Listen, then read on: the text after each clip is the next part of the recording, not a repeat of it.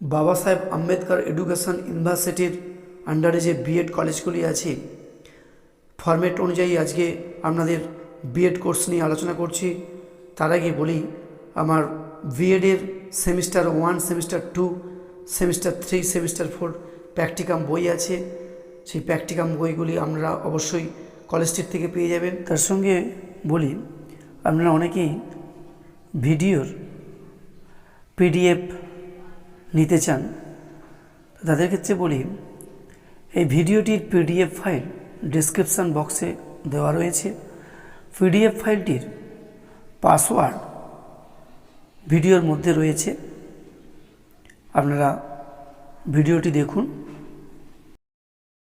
বিএডের আজকে একটি শিক্ষা মনোবিজ্ঞানের লার্নিং ডিজাইন, যেটা শিখন নকশা বলছে, আজকে আলোচনা করছি।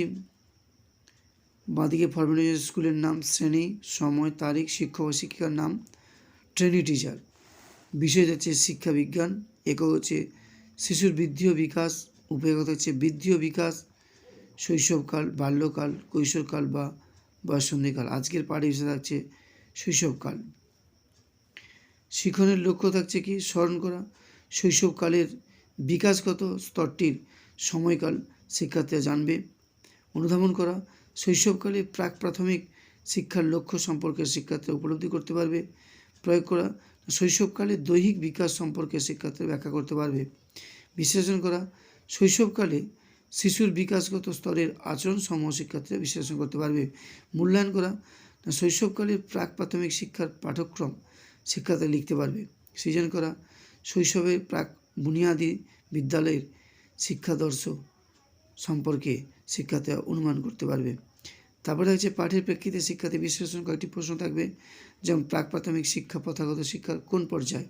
তারপরে হচ্ছে শিক্ষণ সহায়ক উপকরণের প্রস্তুতি ও নির্বাচন, যেমন হচ্ছে পাঠ্যপুস্তক, রেফারেন্স বই, ব্ল্যাকবোর্ড, চক, ডাস্টার, চার্ট, চিত্র, মডেল।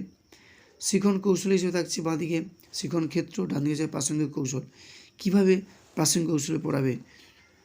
প্রাক প্রাথমিক শিক্ষার লক্ষ্য প্রাক প্রাথমিক শিক্ষার লক্ষ্য সম্বলিত চার্ট দেখিয়ে শিক্ষার্থীদের বোঝাবেন। মাঝে থাকছে প্রাক প্রাথমিক শিক্ষার পাঠ্যক্রম প্রাক প্রাথমিক শিক্ষার পাঠ্যক্রম সম্বলিত চার্ট দেখিয়ে শিক্ষার্থীদের বোঝাবেন। তারপর থাকছে মূল্যায়নের নকশা, যেটাকে আমরা বলছি কাজের পাতা। এখানে কাজের পাতায় কয়েকটি প্রশ্ন থাকবে, যেমন শূন্যস্থান পূরণ থাকবে কয়েকটি প্রশ্ন, সঠিক উত্তর দাও কয়েকটি প্রশ্ন থাকবে, যেমন হচ্ছে কিন্ডারগার্টেনের বিদ্যালয় কে স্থাপন করেন। আজকে লার্নিং ডিজাইন এখানেই সমাপ্ত করলাম।